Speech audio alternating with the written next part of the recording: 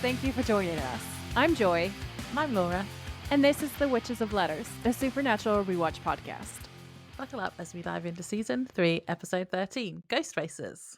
So Laura and I have a really fun announcement to make, which is that we love talking to you guys, and we really love hearing from you on Spotify. So what we think would be really cool is for this season's wrap-up episode, if you have any questions for us that you would like us to answer on anything, or you want to talk about opinions that you've heard us express in the podcast, please write in and let us know in the Spotify comments or at our email address. And we will reply. And well, I say reply. Hang on. We'll talk about it on an episode. Yeah, and we will talk about it on an episode. So that's going to go in our special bonus episode, which you guys can be a part of with us. And I think that's such a fun way for us to hang out with our community. Yeah, that'd be cool.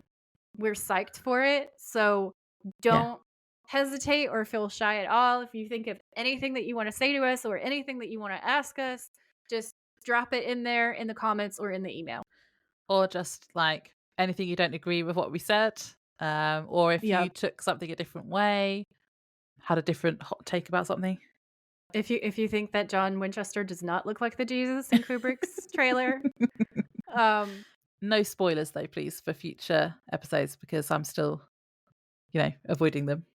Yeah. So Laura has currently seen up to the second to last episode of this season. Yeah, you can talk about anything for seasons 1, 2, 3. Sorry, 3. Yeah. But nothing past season 3. Not even the first episode in season 4, because I won't have seen that when we record this. Yeah, that'll mess us up big time. But yeah, that's the only real stipulation. Anything else that you want to ask or say, just go ahead and fire away. Yeah. Joy. Yes. What in the Ghost Adventures is this episode? It is, in fact, Ghost Adventures. Like, the way that Ed is actually Zach. He even has the glasses and the spiky hair. Like, Laura and I watched this episode together and we were WhatsApping back and forth and we were both like, oh my God, this is Zach. Like, Zach ripped off this episode of Supernatural for the whole identity of Ghost Adventures. Well, we originally thought this was based on Ghost Adventures, didn't we? We did, didn't we? We thought we were... yeah. I was like, so originally we thought it was a parody of Ghost Adventures. Yeah. But then I looked it up and Ghost Adventures didn't start until the 17th of October, 2008, to be precise. And this episode was April 2008. So it didn't even exist. And I was like, wait, what? And then I looked it up and it's actually based on Ghost Hunters. So it's still based on a similar type of show. Yeah. But then we have a conspiracy theory that Zach Baggins must have seen this episode of Supernatural. Yeah, and just done everything. It was just like, I've got a great idea, guys. We're gonna base it because like Corbett, bless him, is like Aaron. Yeah, I love They make Corbett. him go and do all the bad things. Yeah, Aaron, go alone. We should probably say allegedly, because allegedly, yes. But yeah, we think they stole it. That's our fun conspiracy theory. But it's like even the bit at the end, which Ghost Hunters, I'm not as familiar with Ghost Hunters, but I have seen that as well.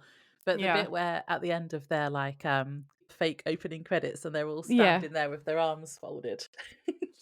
That is Ghost Adventures. That literally is Ghost Adventures. Oh man, that took me out. It took me out. It's like it feels like another Supernatural predicts. You know how Supernatural just predicts everything and knows everything? Supernatural's all knowing. Yeah. So hang on, April, May, June, July, August, September, October. Yeah, it was like 6-7 months after that Ghost Adventures existed. See, this is such a viable conspiracy theory, if you ask me. Speaking of October, my preamble ramble takes place on Halloween of 1926 because this is set in Appleton, Wisconsin. And there's a very famous person from Appleton, Wisconsin. Do you know who it is? No. Motherfucking Houdini himself. Okay? So he died on Halloween, which is the most Houdini thing ever. Like, I don't know, it just adds to the lore, doesn't it? Yeah, Um, and didn't he try and get his wife to, like, do a séance or something? this is exactly where I'm going Oh, with sorry. this. No, no, no, no, no. It's good that you know because that is one of my favorite Houdini stories. Like, that's one of my favorite fun facts about Houdini. Um, so I'm gonna tell you guys this story, and then I'm gonna tell you why it's relevant to this episode in terms of like the location and hauntings and stuff.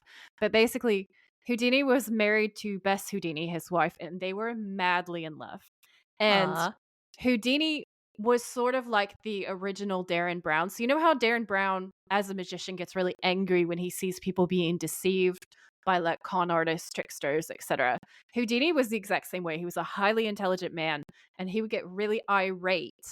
Specifically, he was the most mad at people who he felt were conducting false seances because he felt like it was taking advantage of people's grief. And there were people who were very like dodgy and awful about it. Like these were not people who thought, oh, I'm going to make this person feel better. This was like a vicious version of Bella Talbot. You know what I'm saying? Like she was in her reality, she's making money and she's conning these women out of their money, but they have a lot of money.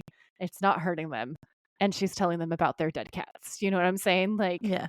also, Bella can actually talk to the dead. So, in this case, though, we have a lot of fraudsters making all these different claims, and they were really, really underhanded. They would say, "Oh, I just need $100 more to contact your wife again." You know, this wasn't like ethical. This was wild con No. artist stuff. So he and Bess hated it, and they set out to disprove specific mediums that they were positive were false. And they were looking at the different techniques they were using and kind of trying to publicly debunk them. So Houdini and Bess set up a code word, like or a secret code. And so Bess continued to try to contact him for a decade after his death. He was like, if there is any way to talk to you, I will talk to you, you know? And Uh, but also, they were specifically trying to disprove these mediums, so that yeah. doesn't mean that he never spoke to Bess, but it does mean not through these bitches because they were all liars, okay? So, I love that he said, "If there's a way to talk to you, I'll talk to you." It's very romantic. I feel like their marriage is very romantic, a meeting of minds that were both very intelligent. That's my takeaway. So the code phrase was something that they used in their act was Rosabelle answer, tell, pray, answer, look, tell, answer, answer, tell. So it's this very specific long set of code. Yeah. And she did it every year on every Halloween for the full decade until she was like, okay, I've proven that all these bitches are fake. I'm going to roll this in. And it says that during the final seance in 1936, Bess put out the candle that she had kept burning by Houdini's photograph. And later she said, 10 years is long enough to wait for any man. True. I like That's it. fair. I just feel like that was a bit of sass. Like, I don't think that she was saying that she's not still loving him. I think she was just saying, like, I've committed 10 years to doing what we agreed that we were going to do. And I feel like this is long enough. I feel like we've, like, gotten rid of a lot of Yeah. hoax. So I love that. So, in terms of the episode itself and the setting, apparently, which I find funny because he was such a skeptic, but apparently Houdini haunts his bust in the museum in his hometown. Um, and he's not the only ghost who's supposed to be there. So allegedly, this museum is so haunted. So it says that guests and workers have reported feeling a presence near Houdini's statue on multiple occasions, but also you can hear piano music at night. And cleaning crews Ooh. have reported that there have been sightings of multiple ghostly figures. When a ghost adventure team went in to try to record evidence, they apparently on video got some pretty compelling shadow figures. And there is also a very famously very haunted pub. The owner reports that beer glasses slide down the bar with no people around. and the elevator will randomly open in the middle of the night with no one in the building. Ooh, So it looks like someone's getting into spooky. the elevator and riding it. Yeah, yeah. Um, and they actually had a not just a dark shadow approach a piece of camera equipment during an investigation, but it actually moved it away. So he, like, walked up to the camera and bopped it away, Cool. which I thought was really fun, and that's my preamble ramble. Ah. See, I think that museum probably is haunted, but I don't know if it would be Houdini just because I feel like he would have gone to his wife if he could. So, I agree. yeah, I but agree, something else is probably haunting it. unless Houdini and Bess are in the museum every night dancing and then going out for drinks. Yeah. And I suspect that they have better things to do with their time.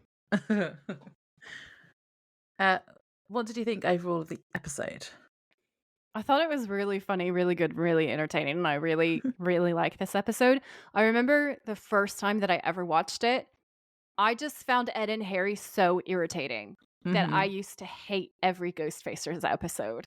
Now, I love these episodes because they're weirdly, really funny and quirky, and you get to see Sam and Dean interact with the most ridiculous characters, and there's pranking each other. Like, Sam and Dean always prank Ed and Harry. So, like, in the last episode, Sam pretended to be a producer, didn't he? And like, pretended that they got their own show, and they were so Yeah. excited, and they drove where did he send them to? It was, like, so far away. It was Vegas or someplace. So that's hilarious. And then in this episode, they wiped their all of their footage. They wiped all Yeah. of their proof of the paranormal, like, they, like, just destroyed everything. So yeah, it's just it's hilarious to me to watch them in this setting, and whoever went into the writer's room and was like, "Hear me out. Sam and Dean interact with ghost hunters." Yeah. Like, Sam and Dean and Ghost Adventures. Like, can you imagine Sam and Dean and Zach Bagans together in the same place? Yeah. See, I do like the premise of the episode. I don't like Ed and Harry. So I wrote down that I think the episode is really fun because it's different because you've got that reality TV aspect to it.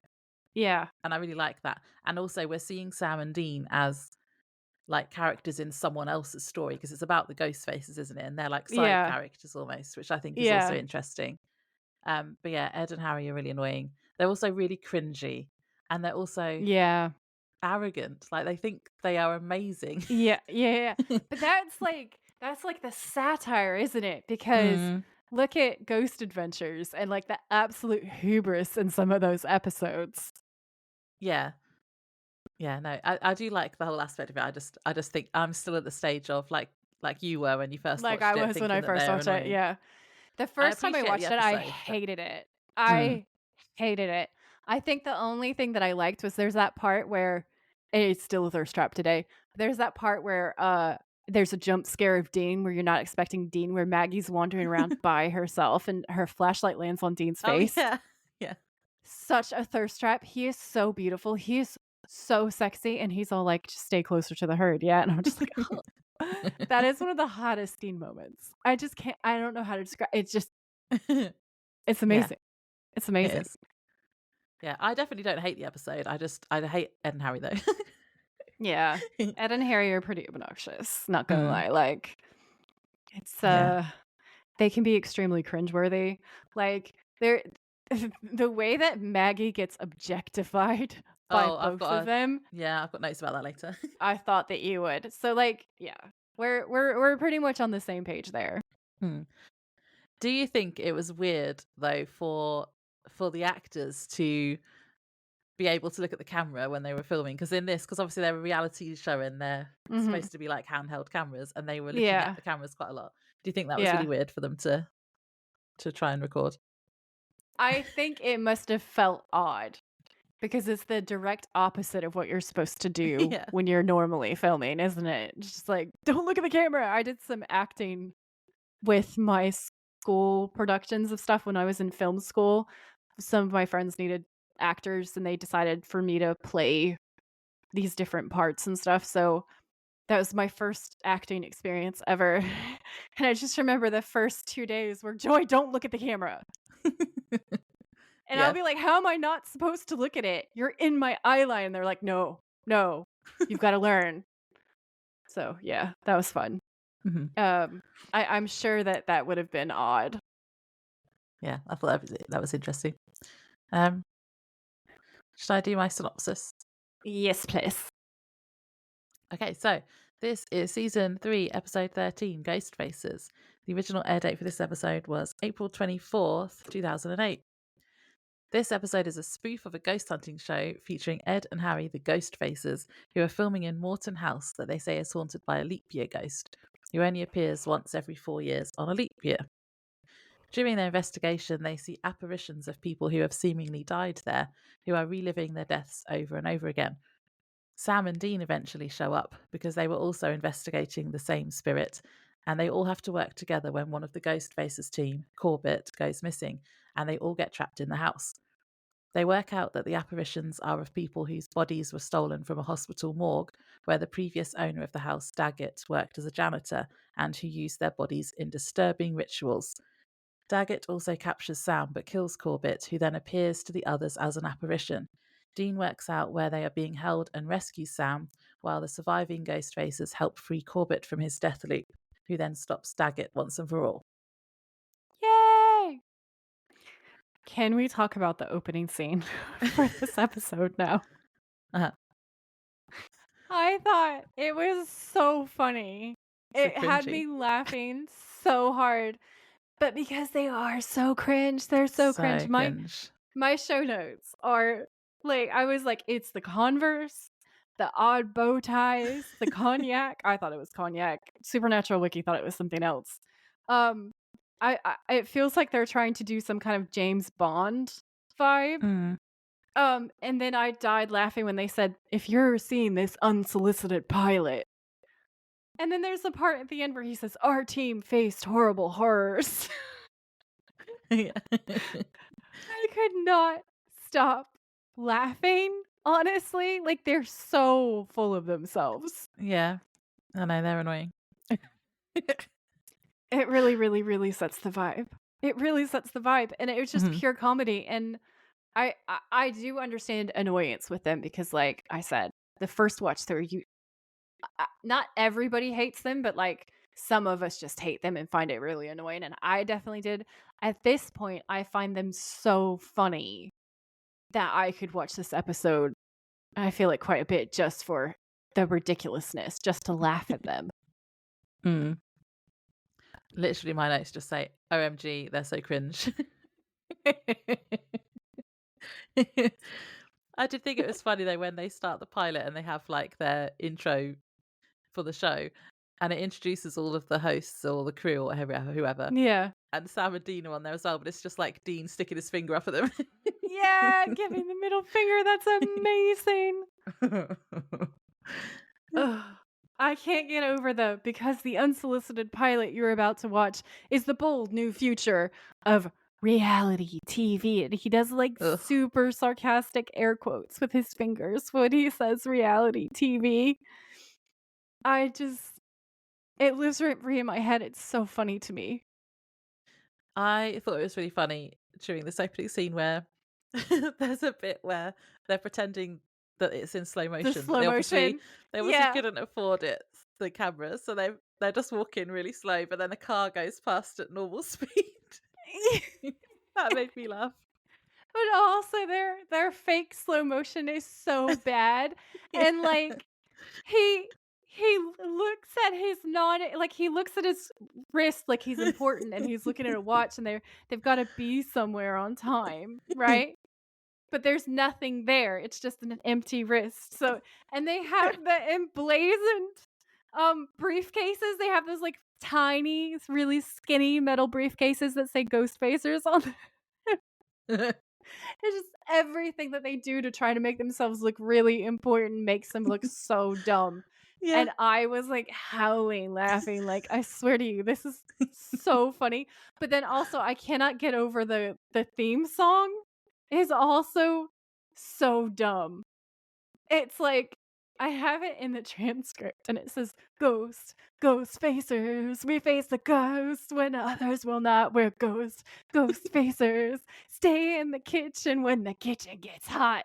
Ghost facers." Oh I'm my not gonna god. do the whole thing, but it's like the best of the worst of the 90s kids cartoons intros. Yeah. Yeah, it does It sound like a is 90s cartoon. it's so silly. Mm. Um, and at the point at which you see, like, the actual opening, I had "This is so Ghost Adventures," stole his whole stick from Ed, which is, like, what we were saying in the preamble, but it's just so obviously Yeah. that. Yeah. Like, once you've seen it, you cannot unsee it. Very tempted. I'm very tempted to make a reel where I splice scenes from Ghost Adventures against the Ghostfacers because I feel like it would be amazing. I suppose it's like maybe all of those shows are kind of similar. They're all a bit cringe, Yeah. aren't they? Yeah, yeah, It's like yeah. watching they. The other bit that made me laugh, I don't remember who said it, but one of them says that they're two lone wolves. Yeah. And I was like, "What? You can't be lone wolves together." So they go into the opening scene, which is in one of their dad's garages, which is just Yeah. amazing. And they both work at Kinko's, right? And Harry says, "We're two lone wolves." And then Ed says, "And two lone wolves need other wolves." They're such idiots. They can't even metaphor. Like they don't oh my god, it's amazing. Um Ugh. and then my favorite part of that is when his dad drives in and they had their conspiracy board, their like ghost hunting board was on the garage door, which again is so stupid. So his dad drives in and the whole garage door lifts up and he's like, "Dad!" So yeah, so this opening scene, so they go to their HQ, which is this garage, and ask the intern Corbett what he's got. He explains he got involved after seeing Ed putting up flyers in the mall. It's really hard to explain this because it's kind of you've got the confessional type inserts all through the scene, haven't Mhm. you? So it's like Yeah. some of it is that and some of it is just one person talking to the camera, but it's really hard for that to come across in our notes. Harry gets hit by a girl and tells Ed that his sister is abusing the staff, so we know that it's his sister. And Ed's like, "That's adopted sister, thank you very much." I thought that was weird. I thought that was a shit thing to say. Yeah, because it's like, well, she's still your sister. Yeah. I mean, I thought it was weird. Maggie then Agreed. explains that Ed has been obsessed with the supernatural since they were kids, and he met Harry at computer camp and says it was love at first geek. We then meet Spruce, who for some reason decides to list off all of his heritage. That was also weird. Okay, no, that's a parody because you will get so many people on like the ghost hunter shows where they're like, "Oh yeah, and my 20th grandfather was a shaman." So like that's what he's doing. Like that's why he's Oh, doing okay. that. That's a piss Yeah. take then. Okay. Yeah, yeah, Yeah, so Spruce is kind of like the cameraman for the rest of this, isn't he? yeah. Mhm. Um, Ed talks to the group to introduce the location for their next episode, Morton House. He says that every 4 years, this becomes the most haunted place in America. And Harry calls it the leap year ghost because it only appears on February 29th. And I wrote, that's a stupid name for a ghost. Agreed. Harry says he thinks Corbett has the hots for Ed, and that could spell trouble for the team. Oh yeah, he was in the car, like in a confessional type Yeah. thing. And then we cut to Corbett saying Ed has a beautiful beard. Yeah. I wrote that Corbett has my whole heart from the beginning. He's such an adorable character. The actor who Yeah. plays him is such a beautiful, sweet, adorable man. And what blows my wow, he basically plays the same character in Schitt's Creek, doesn't he? Yeah, that's what I He's know him like from. wholesome and naive and cute, and that's like his whole thing, isn't it? So like he has these eyes and he says everything with such heart. You cannot help but love him. He's like Littlefoot, okay? Mhm. That level of like charm and just adorableness. So I love him so much right from the beginning. Yeah, he was definitely better than the other two. Mm, 100 times, yeah. Ed continues explaining that they need to capture the ghost on Friday or he'll be gone for another 4 years. And then this is where Ed's dad tries to come in the garage that you said about before and the board Yeah, yeah, falls off. yeah. Oh, yeah. I had a flag here, though, because so Ed's dad's obviously coming in so he can park his car. But I was like, this garage does not look like it has ever been used for parking cars because there's tables and chairs and stuff in it. It's clearly a garage that's just used for, like, as another room in the house. Yeah. Or are we supposed to think that they're such jerks that his dad does usually park his car in there, but they've just taken it over for filming, not thinking about the fact that it's his dad's house and his dad's garage, and that they're not necessarily entitled to, like, set up in this man's property. Yeah, maybe. It just seemed like they had a whole, like, office set up, though, that Yeah, yeah, and there's also there were computers, like, wired into it, wasn't there? So, yeah, you're probably right, and I mean, like, desktops, not laptops, so Laura's right, like, they've just clearly stolen his garage. maybe there was, like, a car-sized area in there that they kept. So that was that was like the opening where they were introducing what they were gonna do. So then we cut to the team arriving at the house for the ghost hunt. Mhm. And we have night vision and we see them all approaching a fence. And Ed says that the police have fenced it off because people keep breaking in. And Maggie's like, "Didn't you get a permit?" And Harry says, "A permit? That's a good idea for next time." And then they hear a car and they all hide. And it's Sam and Dean. It's so hot. They're so rock and roll. They, like, rock up and the Impala's headlights are on, and Sam's hanging out the window with the flashlight, like, Yeah. scanning the area, which is adorable, It's like and Scooby they're Doo. blasting rock and roll. You hear, "An American band." Um, it's just it's amazing. I love it so much. Yeah. And Harry's like, "It's okay. It's not the cops, just Hicks." And I was like, "In what world? What Hicks do you know that that's what they're doing? Come on." No. And then they break into the house. And this is where I have notes about the style of filming that we have here because there's lots of cuts and lots of handheld. And Yeah. I was like, I really have mixed feelings about this handheld zoom in, zoom out, hectic shooting style that they've done in order to make it feel sort of like one of those old Ghost Adventure shows. Because on the one hand, I love it and it makes this the sort of like really realistic buy in for us as an audience that that's what we're Mhm. watching. But on the other side, it kinda drives me a little crazy, and I find it sort of overwhelming to the senses because there's a cut, like, every 30 seconds, and the handheld is obviously really shaky and intense because they're supposed to be amateurs. They're not supposed to Mm. know what they're doing. So the impression that I have is they had, like, between 3 and 6 handheld cameras on the day and just cut back and forth between the different cameras, and it is a lot, and then they also go back and forth between, like, night vision, um, regular filming. It just it's everywhere. It hurts my head.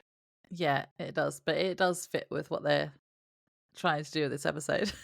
Yeah, thematically, it's amazing, Mm. but in terms of, like, watching it and to And trying to do show notes about it. and trying to do show notes about it, it definitely poses a little bit of difficulty. Uh-huh. So, basically, there's a montage where they're very dramatically like, "Let's go, let's go, let's go." And then we see them setting up radios, we see them setting up, different camera angles everywhere. And Harry's like, "We're gonna call this the Eagle's Nest," and I'm so sure that Zach stole that as well because I swear to you he calls it the Eagle's Nest or the command center, but I'm sure at one point I've heard him say the Eagle's Nest. Um, Has anyone ever heard him mention being a fan of Supernatural? Just let us know in the comments. yeah, yeah, yeah, yeah, yeah. Um, so the hallway camera goes up and Corbett says that, and then Ed says, "Looking good, Corbett," and Corbett's like, "Copy that, Ed," and Ed is like, you're welcome," because he doesn't know what to do with that. Um, Ed says, "All right, Spruce, how are we doing there, buddy?" And so he's checking the basement camera. Maggie apparently has no visual. And Maggie's like, "This is Maggie, do you copy?" And Ed's like, "There you are, hello. Harry, are you alive?" And Harry says, "Upstairs, Ed, camera 1." Ed says, "Looking good, I can smell syndication. All right, fellas, let's regroup at the Eagle's Nest." So then we see them, it says there's a timestamp, and it's like 10:40 PM at base camp. So he says, "All right, Spengler, battery check, check, okay." And they're going through all their different checks. And then Harry says, "Looking good, Corbett." And Spruce says, "You're RoboCop." And Corbett kind of stutters and he's like, "RoboCop? You think I look like RoboCop?" He's adorable. And Ed's like, "Everybody bring it in, bring it in. We've all been here before. Standard walkthrough. Team 1 west, team 2 east. Spin the tires, light the fires. Ghostfacers on 1, 2, 3." And they all go, "Ghostfacers." That was And cringe then it as well. says phase 3, FaceTime. Okay, it's so funny. So then Ed is saying, "Hello, I'm speaking to the restless spirits of the Morton house." And Corbett's like, "Okay." And Ed's, "Hello, my name is Ed. Careful, watch my back." And Corbett's like, "Okay, okay." But he's starting to panic a little bit. He's He's really trying to do his scared. job, but you can see him being scared while he's here, and you can tell that he's just really, really, really in love with Ed. That's the only way he went. He's not a horror person. He's not a horror person. He's a sunshine little puppy dog. So Corbett says, "Is there an entity or entities here with us now? Can you give us a sign of your presence?" But he's hyperventilating, and Ed just says, "You gotta breathe, buddy." And Corbett's like, "I can't breathe." And he's like, "Corbett, night vision." And he's like, "Okay, okay, okay, yeah." And then Ed says, "Calm down, buddy, breathe, all right? Calm the whirlwinds of your mind." And I So died laughing cringy. again. But it's also, I swear to you, that's something that Zach Bagans would say to Aaron. "Calm the whirlwinds of your mind, Aaron. Go alone." Yeah. So Harry says, "We're doing a basic EMF EVP temp flux sweep." And I was like, "Okay." I literally wrote okay in my notes as well.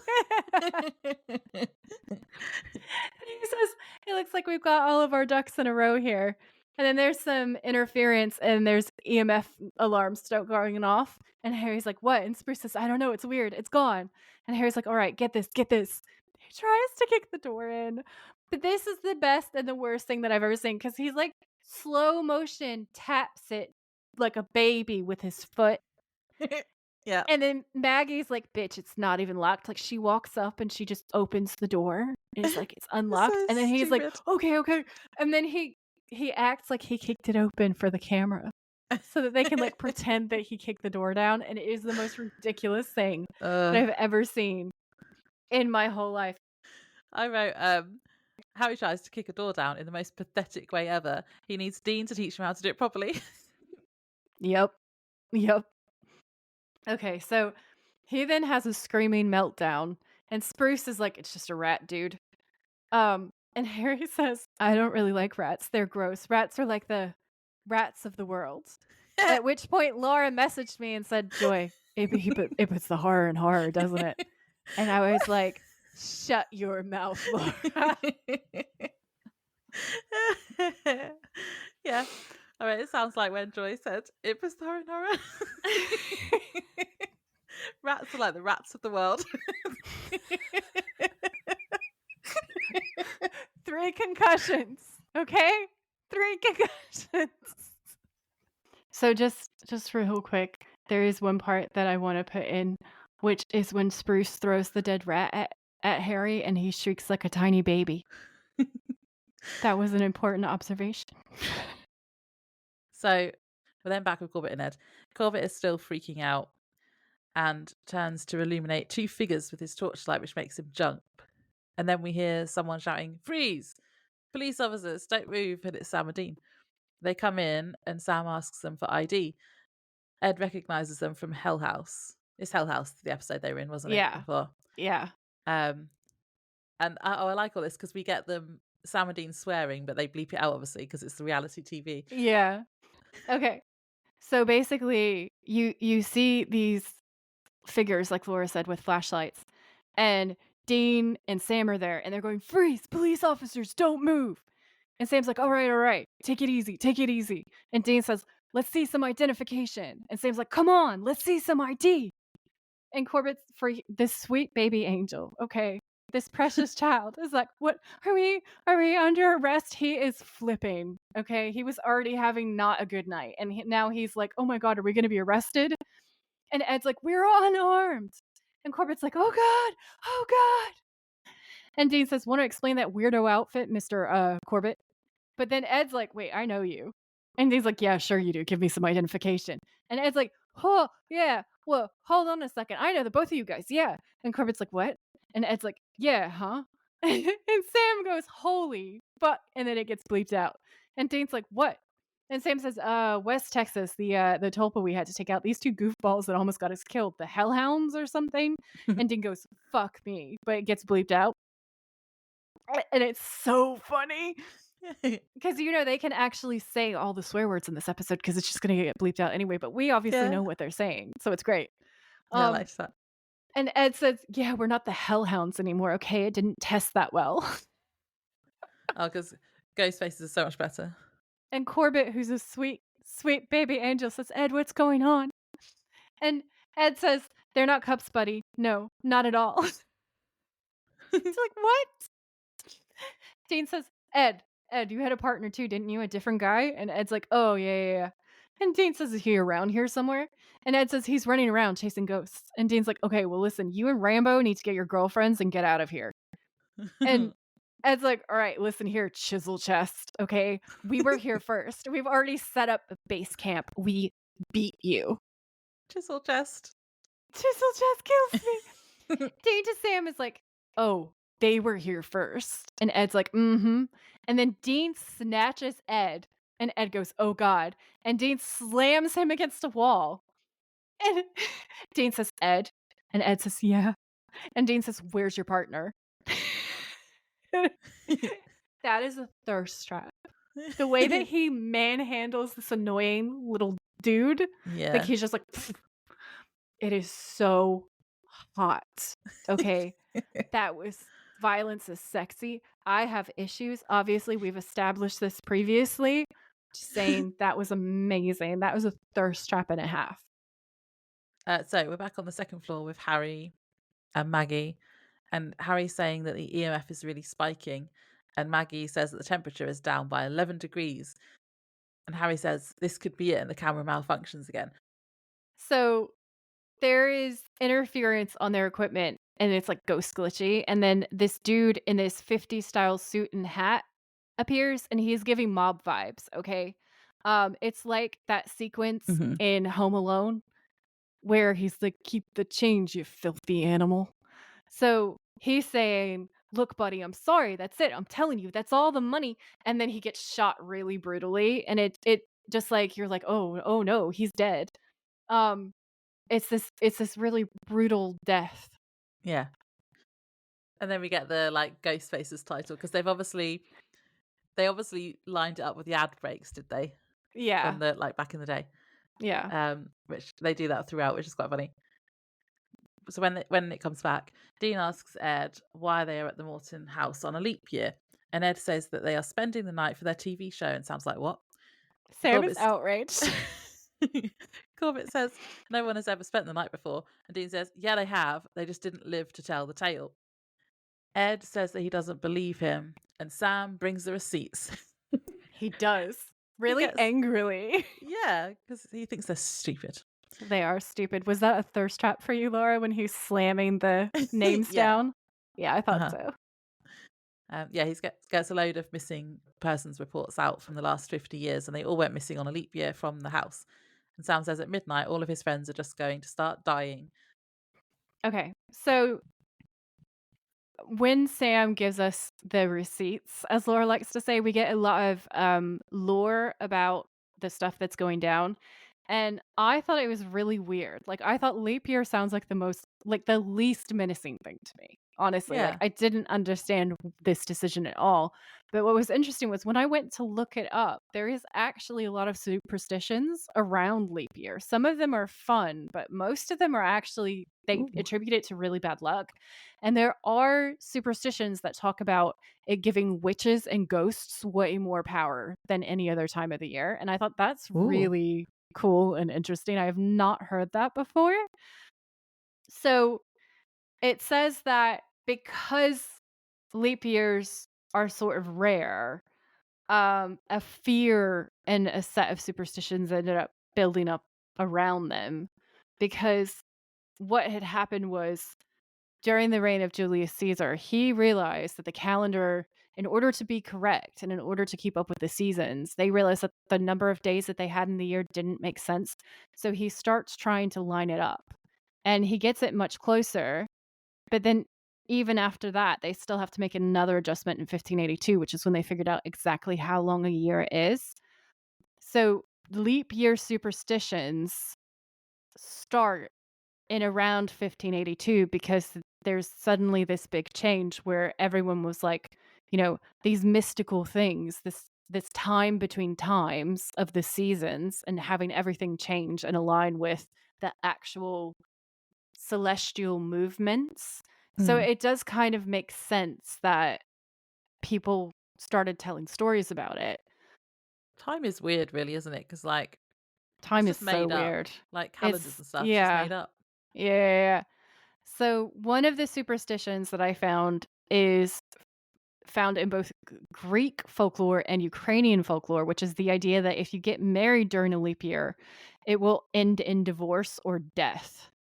So Oh. like one of you will just die.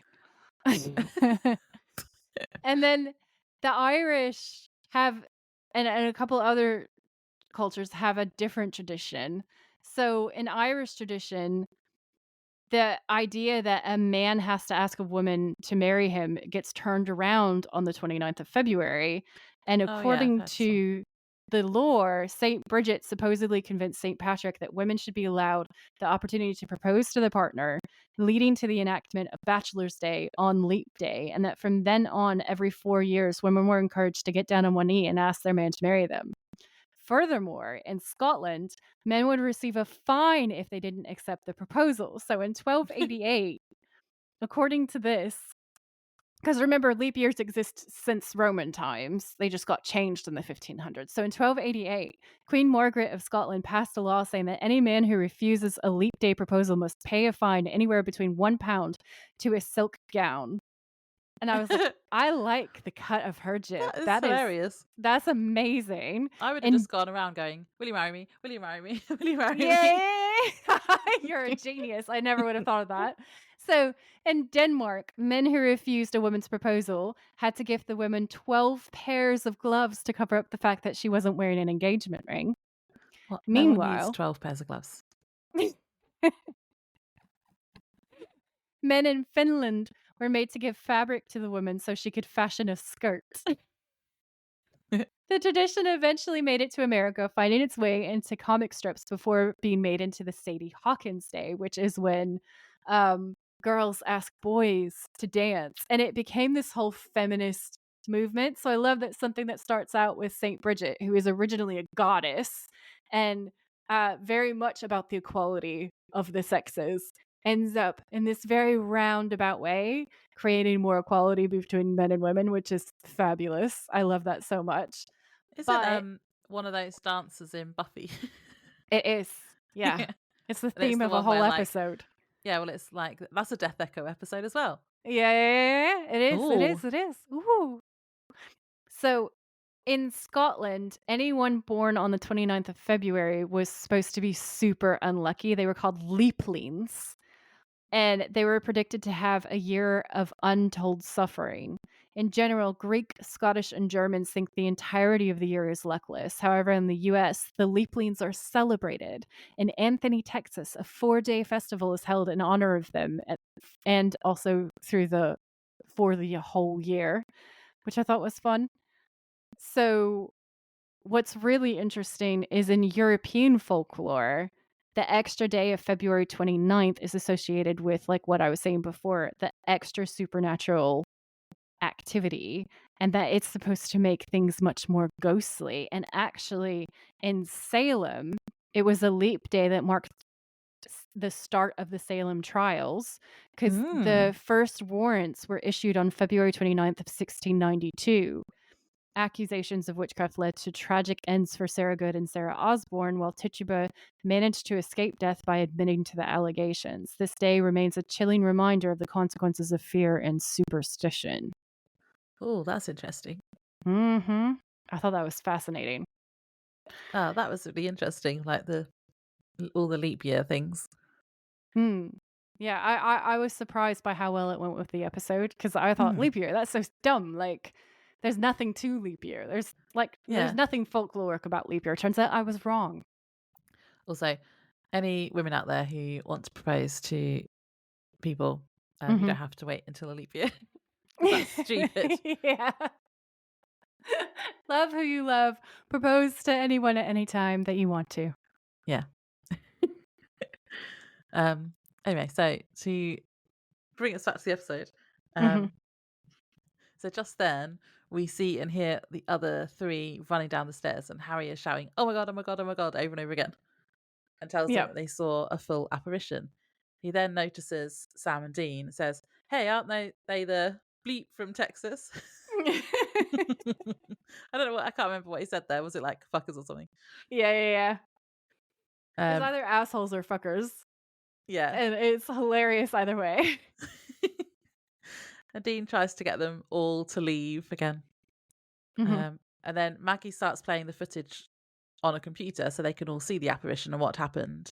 Sam pulls Dean to one side to ask if they were wrong and if it is just a death echo.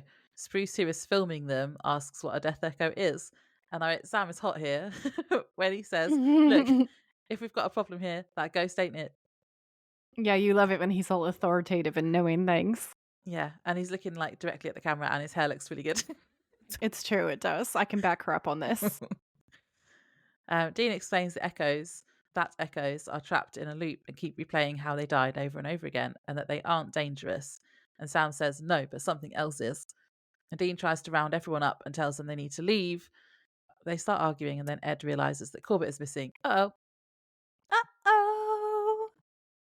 And then we cut to Corbett trying to communicate with the spirits, and he's playing around with the night vision, and we see a scary man standing behind him.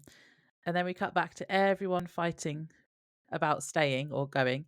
And then they hear Corbett scream, a blood curdling scream, and everyone stops and runs towards the sound, except Sam and Dean, who are like, "Seriously?" You're running towards the sound. And then there's like a frantic search for Corbett, but they can't find him.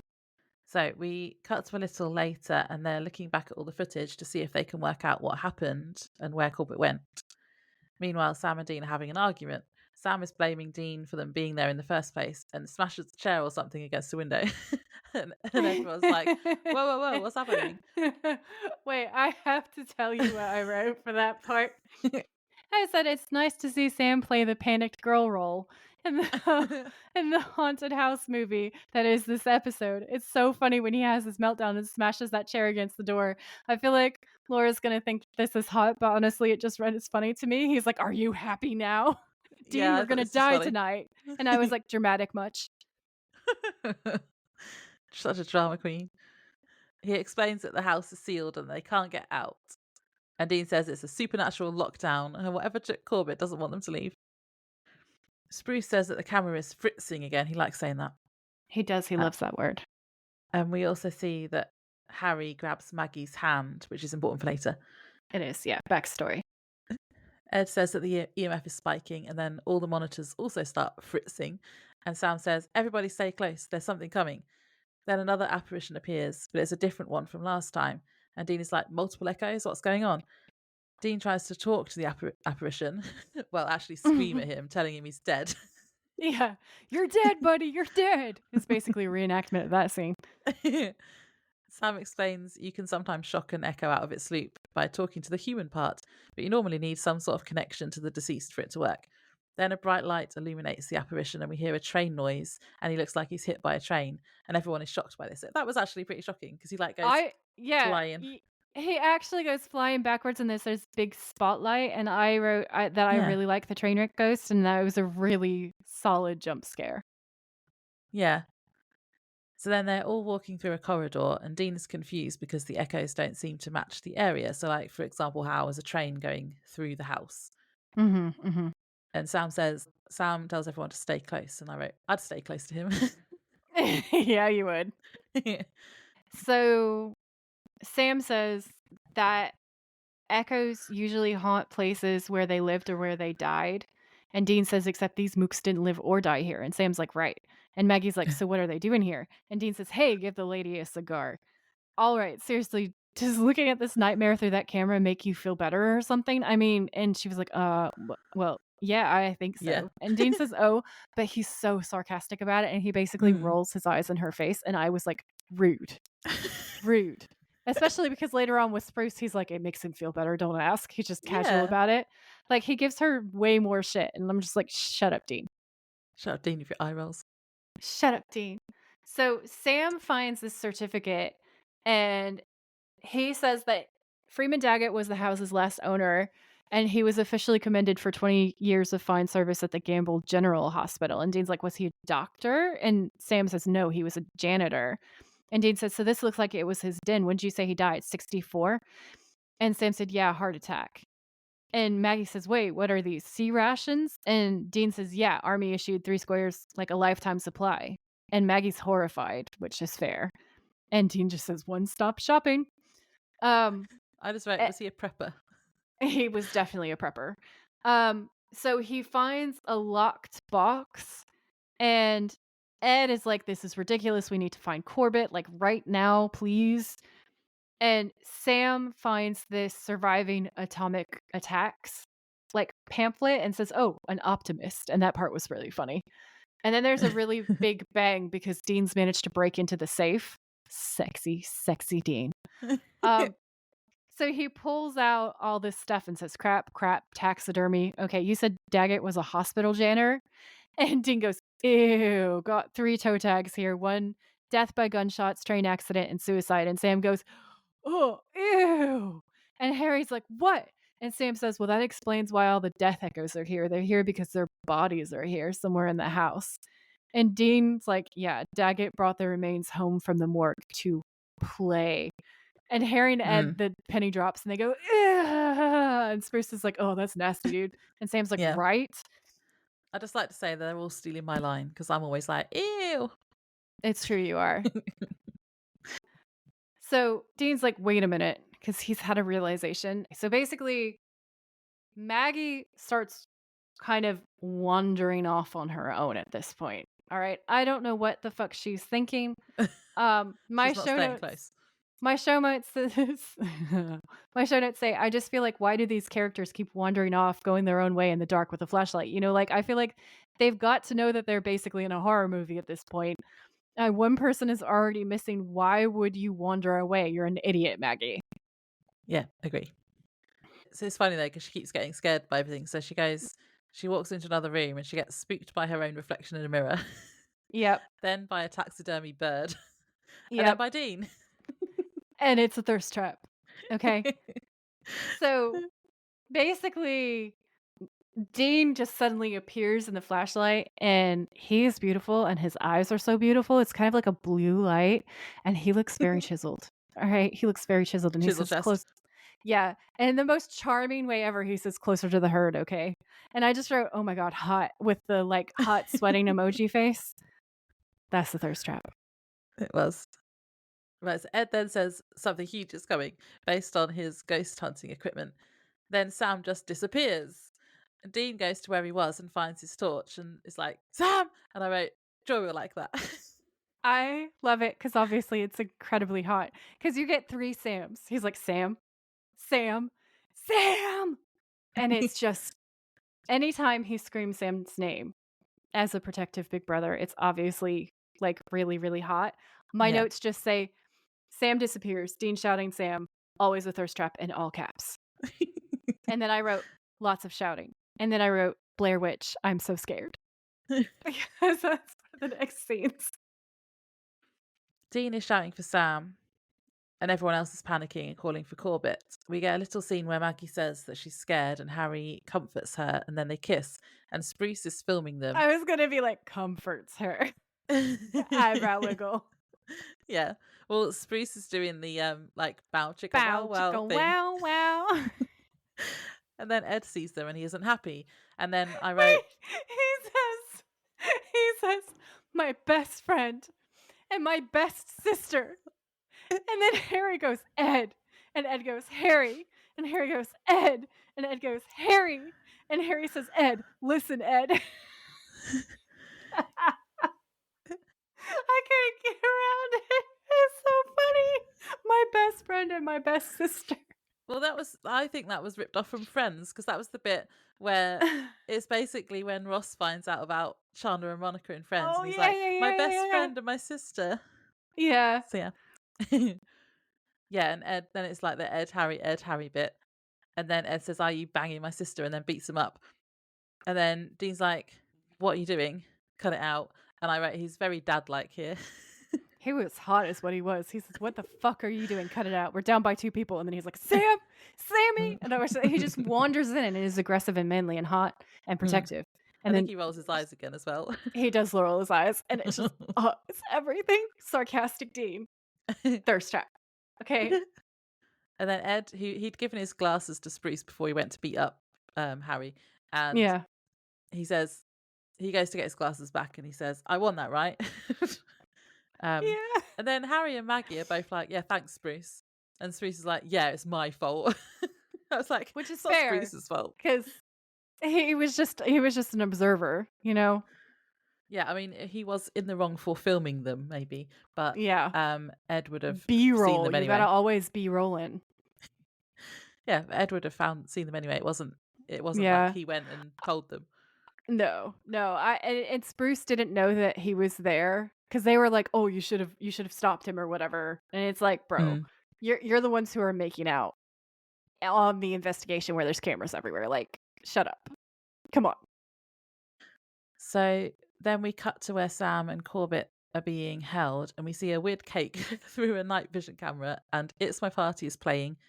And then we see a table with confetti and like dead looking hands. One's holding a camera. And I wrote, Corbett doesn't look good and it's covered in blood. Sam is calling for him, trying to get him to wake up. And then we see from Corbett's point of view camera, and Sam is tied to a chair across from him at the table. And Sam's telling him he needs to stay awake. And then we hear a creepy voice telling Corbett not to listen to him. And we see from his point of view that there are other dead people sitting around the table. It was so gross. Yeah. It was awful. They're like they're so old, they look almost like mummified. Yeah. And they're very realistic. Yeah. Daggett picks up I think it was a knife. Oh yeah, I mean, Daggett picks up something really long from the table, although apparently it was a knife, and stabs him through the throat with it. This was scary because Corbett is like really, really scared and his breathing is all ragged, and Sam's trying to calm him down at this bit, isn't it? And then he's killed and it's horrible. It is really horrific. And so in my head, Corbett was already dead. And so then when you see him, I was like, this is the worst plot twist because Corbett is actually still alive and you're so excited to see him still alive and you think maybe he's going to get rescued, and then he's brutally murdered in front of us. And my heart was broken because I love him. He's one of the few gay characters that we've seen on this show. So I was like, representation, yay! I'm so proud of my microphone because it's doing the bisexual flag colors when I was saying that. That was fun. I have a light up mic and it does different colors. That was amazing. So anyway, so like I love Corbett on so many levels, and I was really impressed because in a lot of ways this episode was pretty decent. Like nobody's making slurs against him because he's gay. Like it's actually a pretty decently written episode. So I have to hand that to Edlund who wrote it. This was a Ben Edlund episode. But then he dies, and I was like, oh, no, stop murdering the gays. Let us live. At least he lasted longer than that blonde girl who was a fire baby. So he did, and then like there's other parts later on, and then I sort of like at this point I was raging, and then I changed my mind later. So okay. It'd be better if they just didn't kill the gay characters off at all, but whatever. Because there was such a brutal, like for those of you who are children, some of you are our age. Laura's younger than me, and some of you are much younger. Okay, and like. So some of you are not going to have the cultural frame of reference that we have, but basically there's a long period of time before the 2000s and well into the 2000s, during which if you were like a person of color or you were queer, you were going to die in a horror movie real fast. Real fast. And so like that's just a continuation. It felt like a continuation of that and we're like, "Oh, Mm. I suppose this episode is like a spoof of ghost hunting shows, and whenever there's spoofs of horror films, yeah. they always point that out, don't they? Like I'm Yeah, thinking they Scary do. Movie, for example. Yeah. And in Scream, in one of the recent Screams, that gets pointed out too. Ah, And then they pointed out the cultural shift. So that was fun. Um, but yeah. So to get us back into the story. So Dean is explaining that Daggett was a Cold War nut job and that he was an amateur taxidermist. And he says he liked to slow dance with cadavers and all he ate were sea rations, so what the hell are we ew. looking for? And Maggie says it was a horrible little life, and Dean says, yeah, a lonely life, Cold War life. He was scared, he was scared, he was scared. And he's, like, thinking out loud trying to figure out where they could be. Like, because he obviously knows there's gotta be a secret room or something somewhere, and this is him working out that puzzle. And Harry's, like, scared of what? What? Dean, where are you going? Because Dean has had a light bulb moment. And then we cut back into the room with Sam and Daggett, and Sam saying, "Get away from me," and Daggett saying, "This won't hurt. It's okay. It's okay. Relax, relax." And it's so creepy. Creepy, yeah. And he puts this party hat on Sam, who's tied up in the chair. And Hang on, let me just read my note. All right. I said he puts a jaunty party hat on him. it's jaunty. It's like off to one side. It is. I thought it was funny. I wrote, there's this series from this section and also later on where there's this sideways camera angle where we just see Corbett's corpse in all of these Yeah. close-ups. I And don't like your that. whole heart breaks every single time it happens. It is amazing horror, but it is really brutal emotionally. Like it's almost too much. Like it's almost unwatchable. Yeah. Um Well, that actually reminds me, not to make another Buffy reference, but it reminds me of the episode where but you're going to. spoiler alert, where Joyce dies, because her dead body is just in the background Oh all the god. time. And I hate it. It's It's horrible. And it reminded awful. me of that. And like her mouth is open. And It when Corbett's eyes are open the whole time and it's like really close yeah, to his it's face. just It's horrible. really similar body horror. Yeah. Yeah. Blah, blah. So we cut back to where Dean is, and Dean's saying guys like Daggett back then, the ones who are really scared of the Ruskies, they built bomb shelters. I'm guessing he's got one. I bet you it's in the basement. So then he goes to find it, but the door slams shut behind him, which is cutting him off from so Spruce is with him, which is how we're getting Dean's footage, right? But Harry, Ed, and Maggie are on the other side of the door. And then it's Always a jump separating scare. people in this show. They always have to. It's horror. So Harry's screaming, "Whoa!" And Ed's like, "Whoa, this is not funny." And then he's like, Spruce is like, who closed the door? And Dean says, "It did. It wants to separate us." And it's like menacing, you know. That's a good spooky part of the episode. Yeah. And so Dean is trying to help Ed out, and he's shouting through the door. And he says, "Ed, listen to me." And Ed goes, "What?" And Dean says, "There's some salt in my duffel. Make a circle and get inside." And Ed says, "Inside?" Phrasing. Ed says, "Inside." And Harry says, "That's stupid." And Ed says, "Inside your duffel bag?" And Dean says, "In the salt, you idiots." They are so stupid. It's amazing. Oh, all right. Is this the main reason that people don't like them? Because they're annoying and they're idiots? Yes. Okay. I agree. Yeah. Yeah. So then they make the salt circle, and Harry's like, guys, I don't want to die, okay? I don't want you to die." And Ed's like, "Harry, listen to me, okay? Listen, if we don't die, it's totally okay if you do my sister." And I was like, way to objectify Yeah. your own sister, Bucko. Like that's just 10 out of 10. Who he didn't even want to admit was his sister earlier. Ah. So And Maggie like, pushes also him. like, It's up to her, not the two Yeah. men in her life, to say who she sleeps with. Gross. So toxic and gross. So gross. Um, so she pushes Ed, and I was like, you should have pushed him all the way out of the salt circle, just saying. Um, so then she realizes that it's coming again, and she says that, and Ed goes, "Oh God, oh okay, guys, getting close."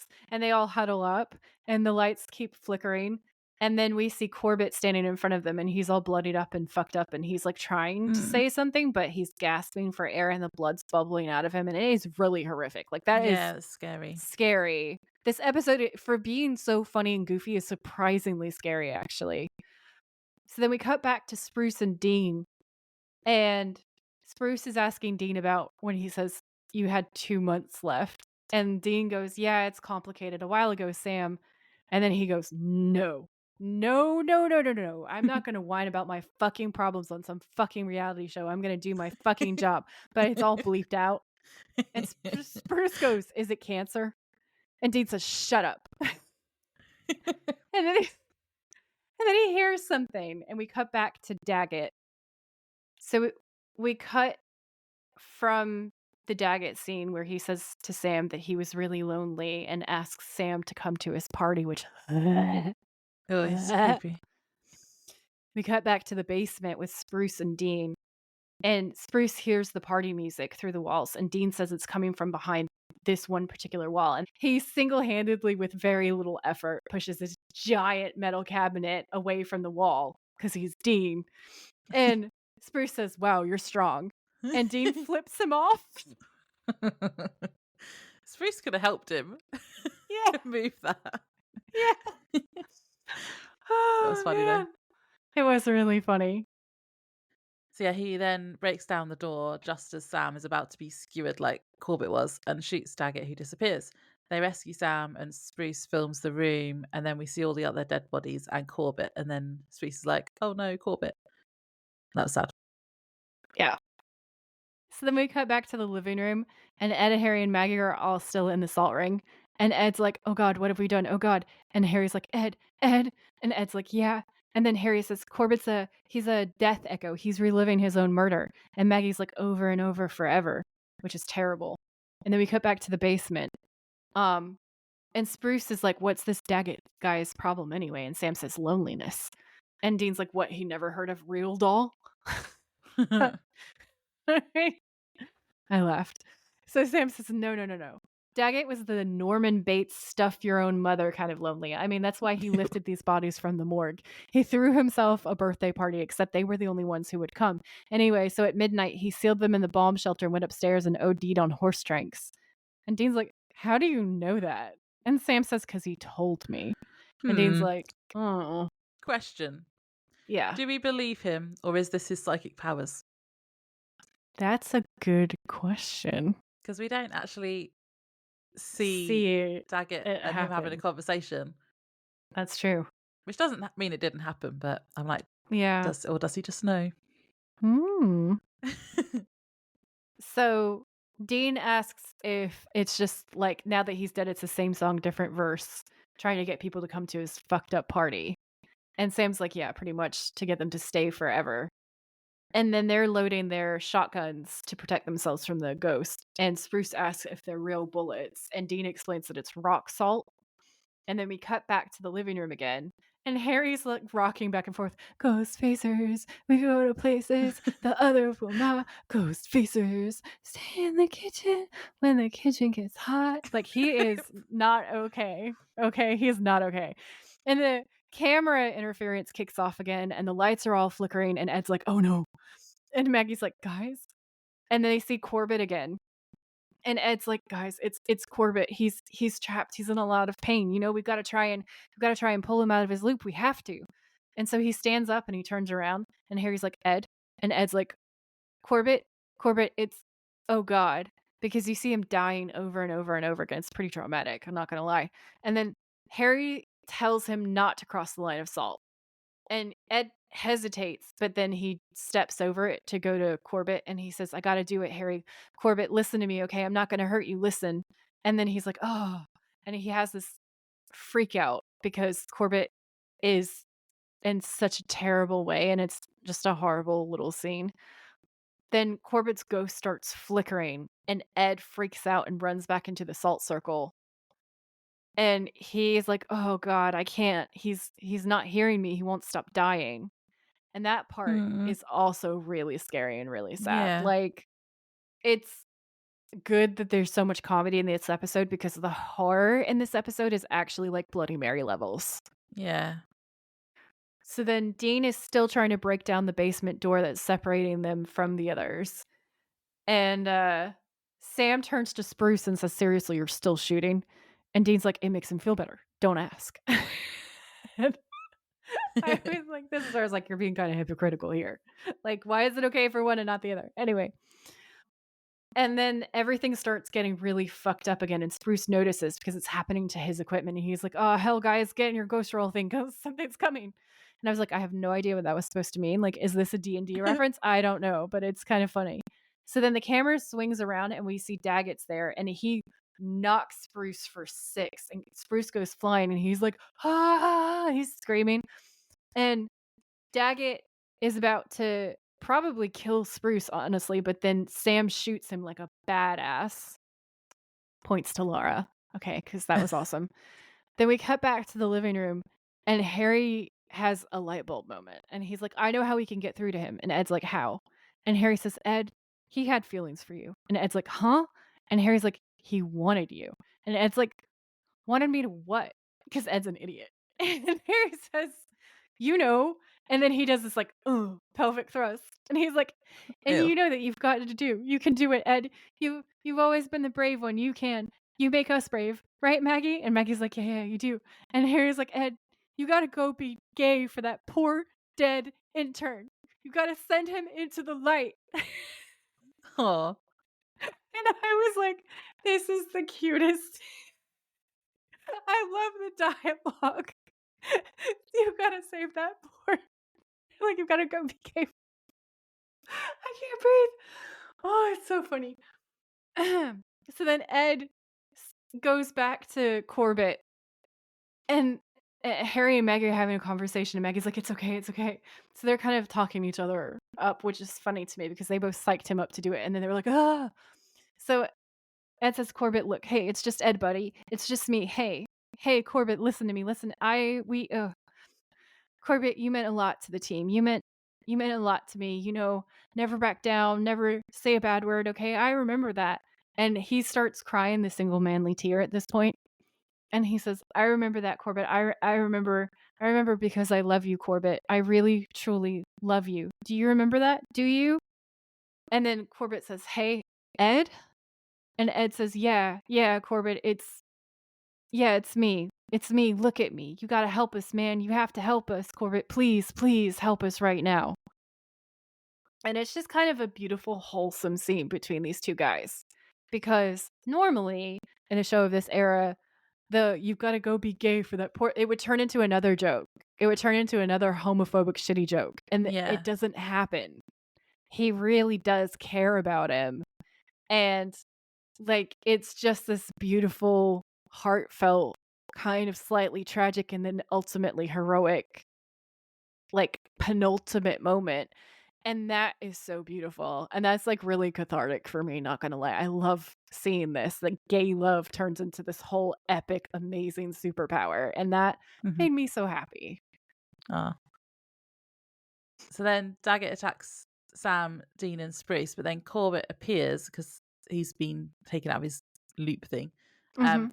And I wrote, and they have a stupid fight in a stupid special effect cloud thing and disappear in a bright light that knocks everyone over. And I wrote, was this supposed to be like a nuclear bomb effect or something to match the Cold War theme? Because why would a light knock everyone over? I wrote, the part where Corbett Rambo's the bad guy, I actually love so much because gay love is the purest, most powerful force in the universe.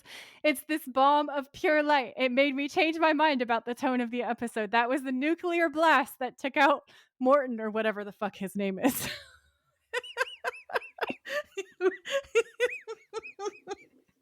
So you loved it and I thought it was stupid. Yeah. Yeah. But it was a nuclear bomb blast thing then. Yeah. Gay love Okay, is the most powerful force. at least I got that reference. Yeah. Yeah, that was funny. Yeah. We had complete opposite views. I knew we were going to have very different views on it, and I was really excited. Sometimes the special effects are just so 2000s. The special effects were very 2000s. In this instance, I loved the choice that they made. However, I do also understand where you're coming from. I wrote that Corbett is the MVP. Yeah, I think I've got him as mine as well. Yeah. So then it's the next morning. The survivors are leaving the house. And then I wrote, there's an Ed/Harry voiceover as this happens, which I'm not writing down because I don't care and it's stupid. And I wrote, the only important part is that Sam gives Ed a card so they can presumably stay in touch. I think I was just tired by the time I got to this bit. You were done. You were completely done. So they have this whole monologue, and Harry says that the Ghostfacers were forced to face something far more scary than ghosts. They were forced to face themselves. And Ed says, war changes man. And Harry says, and Maggie. And Ed goes, war changes man. And one woman. You know, Corbett, we just, gosh, we like to think that you're out there watching over us. And Harry says, as far as we're concerned, you're not an intern anymore. I should have fucking hoped so.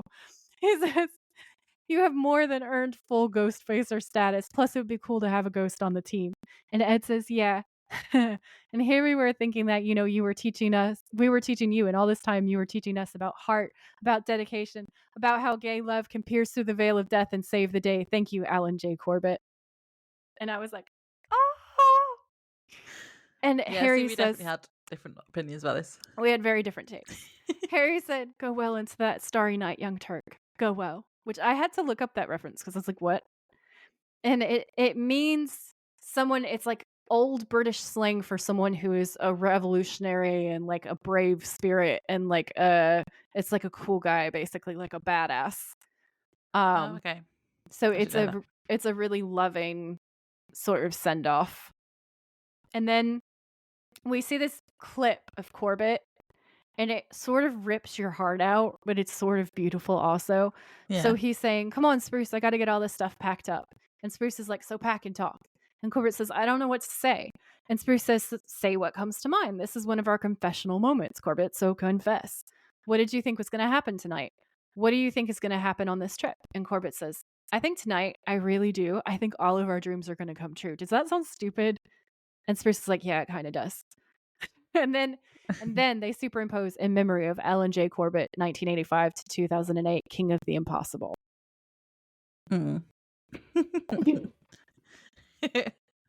Yeah. My thing is basically what Sam says later. So, but I don't want to ruin what you said because it was nice. So I'm with Dean. We split again, and I can see both sides of it, but I lean Dean. Okay, I lean Dean. So basically, what happens is the camera pulls back, and we reveal a computer monitor, which is being watched by Sam and Dean and the remaining Ghostfacers.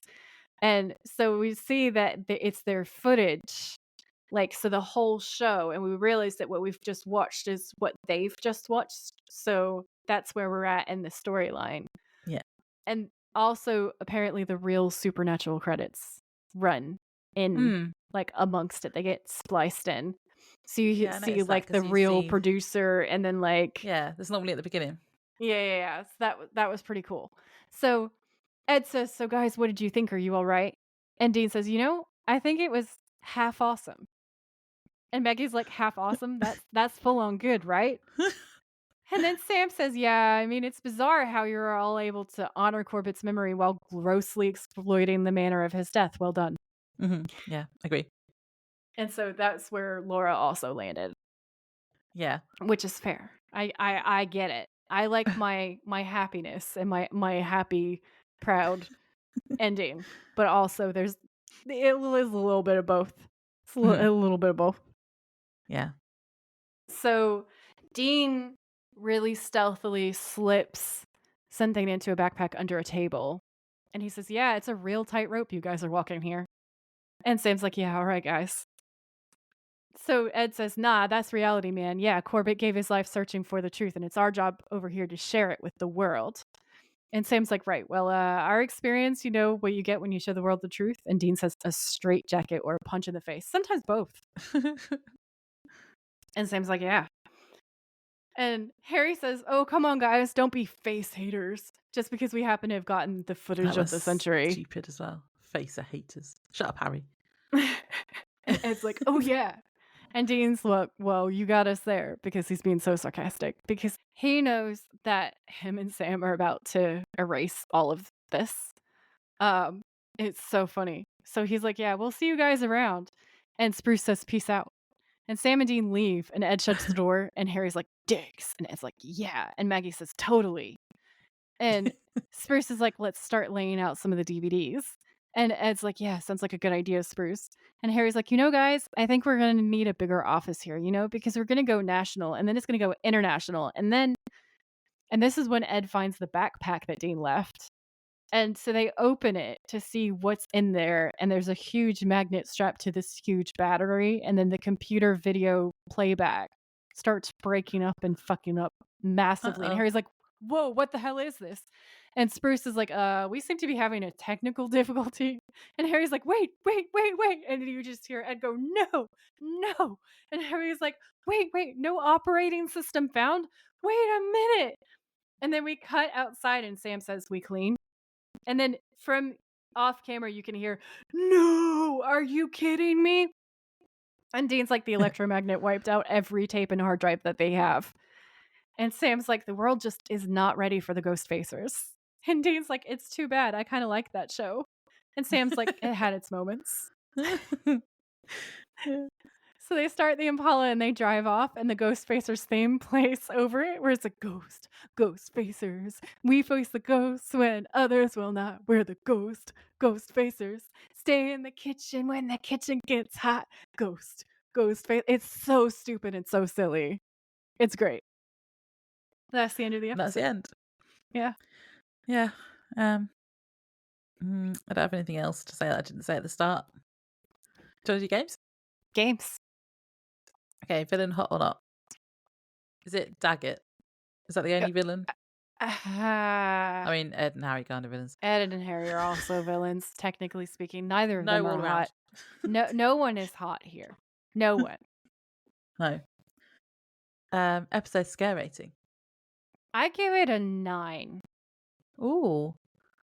Because it's horrifying. There's psychological horror, there's body horror, there's jump scares.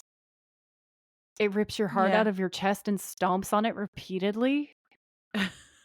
See, I'd given it a 6 because of the stupidness. But I think I might bump it up to a 7 because the dead bodies in the party room and all the stuff with Corbett dying and seeing him dead all the time, that was horrible. So I'm going to give it a 7. Yeah.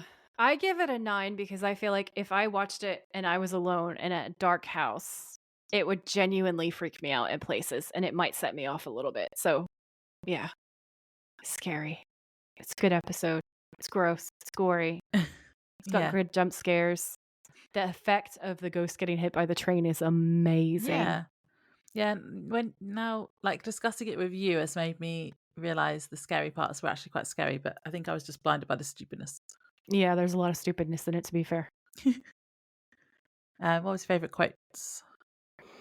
Oh, I have so many favorite quotes from this episode. I like it when Dean says it's too bad I kind of like the show. Because the entire episode, he's like, fuck you guys. My favorite quote is there's a part in the episode where Dean says, fuck me. And I said, yes, I will. It's just, he says it as like this explosive, like outraged moment, but it was just so hot. That's A, my thirst trap, and B, my quote of the episode. Well, my favorite quote was, rats are like the rats of the world. I also really like my best friend and my best sister. Oh, yeah. That was really funny. There are some really great lines in this episode. There's also the gay love speech. That's pretty great. Not cops, just hicks made me laugh. Oh, yeah, that was good. Yeah. Did you already say your thirst trap then? Or have you got another one? Okay. There's so many, but like I'm narrowing it down to Dean being like, "Fuck me." Okay. I thought you were going to say the bit where he pops up behind Maggie and makes us jump. That is also that might be more of a thirst trap than the I can't tell. I can't tell which one is hotter, honestly. Like, I don't know. You went on a whole thing where you were describing his eyes on that one. So I did. It might be that one more, but it's just the whole fuck me thing is amazing. Also, and then he's also shouting about Sam. So it's just I can't choose. It's both of them. I'm not choosing just one. It's the two of them. Okay. Well, I had a Sam and a Dean one. So I had Sam when he says, when he's looking directly at the camera and saying, "Look, if you've got a problem here, that ghost ain't it," because his hair looked nice. And then Dean shouting when Sam goes missing, or when he's breaking down the door. Yeah, that was hot. Yeah. Yeah. MVP we already said was Corbett. Yep. Yeah.